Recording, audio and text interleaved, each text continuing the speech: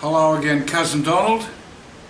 We're going to talk to you always about serious topics, but we both want to have a bit of fun too, because we know being a Highlander, you've got a lot of fun in you. Now, Donald, your biggest job's the defence of the realm, and as we said before, if you tie those 44 nations together, like the grandfather in Aesop's fable, showed the boys, the quarrelling boys, they couldn't break the bunch of sticks, undid it and broke it on its own. No one nation can stand on its own.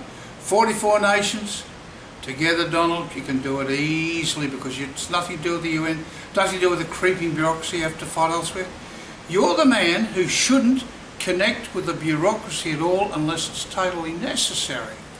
And we'd like to see you think along those lines. Now, and you also, sometimes you fight in the wrong way, in the wrong place, and we'd like to illustrate one of these things only. We were really upset when your son had to give up his charity. We felt it was entirely unnecessary. Now, as the great John L. Sullivan said, you've always got to put your money where your mouth is. Now, we had, and I think you can learn a lot from other Prime Ministers and Presidents around the world. We had a Prime Minister called Kevin Rudd only a few years ago, who was kicked out by his own party, the Labor Party, which is a left-wing party in Australia, because one of his cabinet ministers described him as a monomaniacal, dysfunctional control freak, which pretty nasty. But Kevin, as a typical lefty, stood up for everything, women's rights, yada yada yada yada, the usual stuff they're on about. Now, he had this fantastic wife who'd made $180 million from a walk-up start with a very successful business that sometimes involved government contracts. And because the media raised the usual Twitter storm, media storm, all that crap, you know, conflict of interest crap, because inside he was a weakling and conventional, he gave in. And his magnificent wife had to sell her $180 million business. Because she's got far more brains than him, she went to Britain and the EU countries, I think, and started a new business that's worth $400 million. So obviously she should have been PM, not him. But the point of the story is this, is that Kevin Rudd didn't stand up for his principles. If he'd got up and said to the assembled media, my wife is an extremely successful businesswoman, she is a woman of impeccable honesty, of course my wife isn't selling her business, she'll continue her business, and if her business involves government contracts, she'll receive the same scrutiny as anyone else. Instead, the little weakling just backed off. He gave into the media in the Twitter storm, right? And everyone said, oh, you're weak. Because Aussies don't worship their leaders. We look at them with a very cold eye. We're iconoclastic.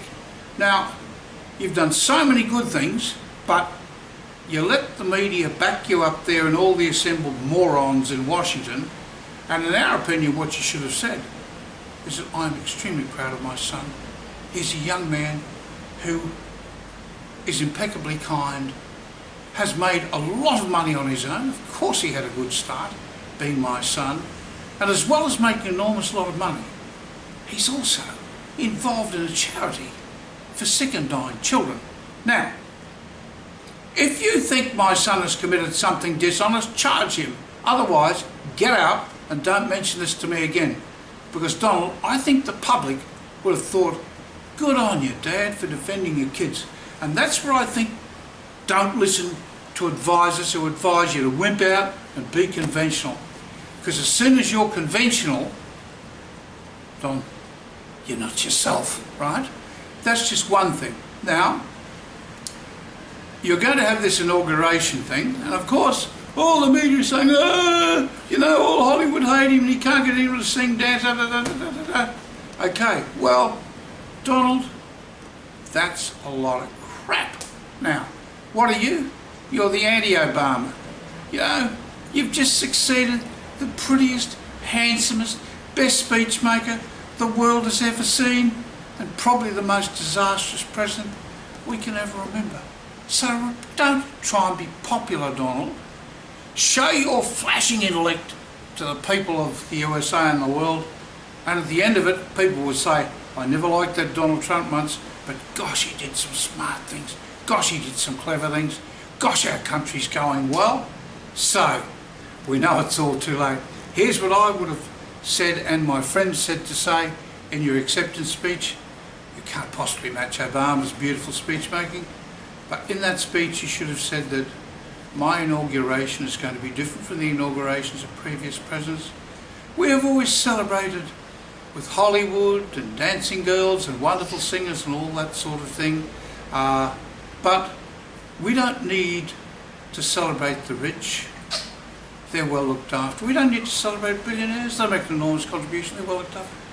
But for my inauguration, I would like to celebrate the sort of people who voted for us, I'm very sorry.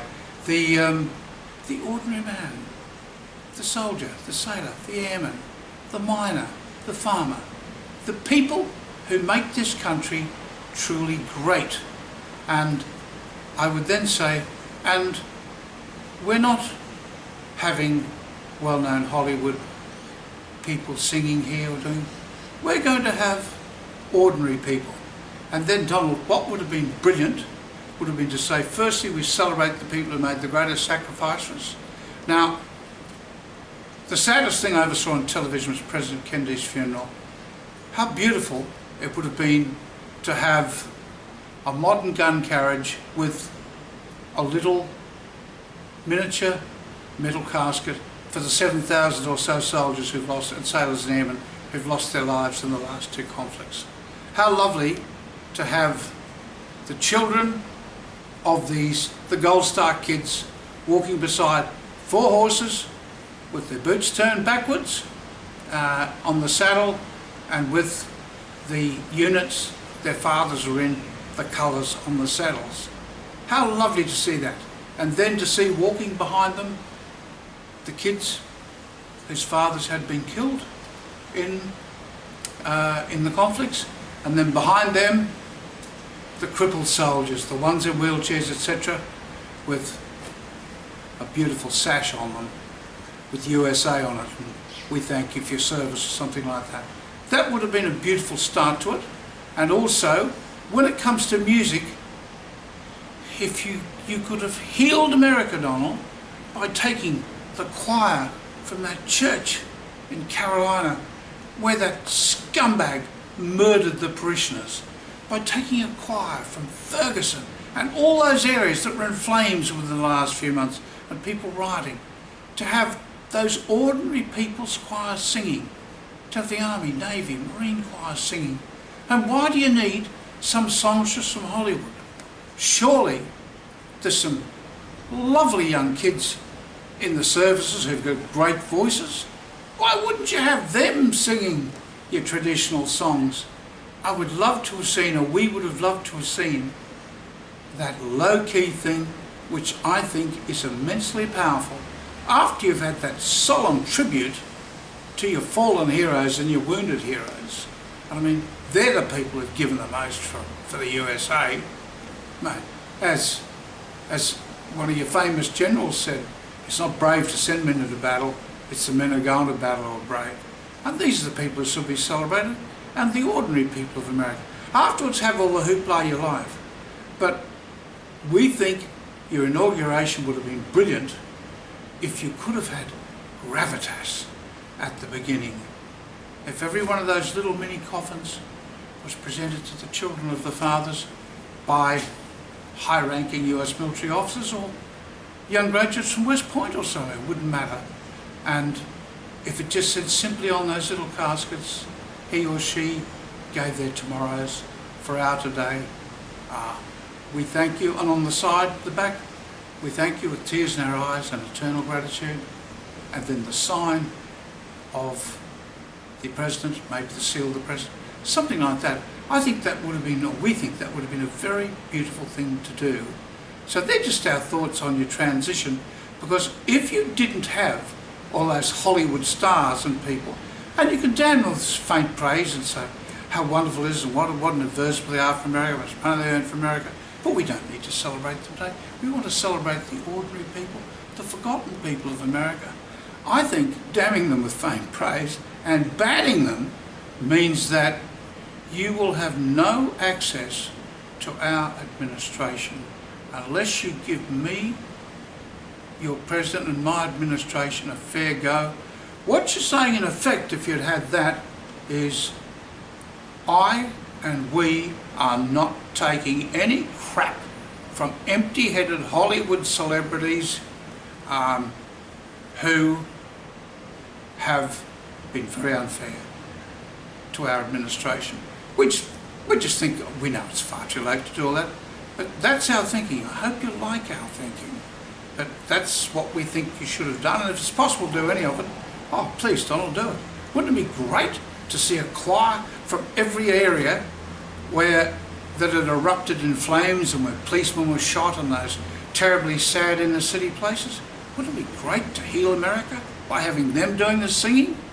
Why do you need some Sheila twisting around as if she's got a poker up her backside and performing fellatio on a microphone? I don't think it's necessary. We don't think it's necessary. Thank you very much.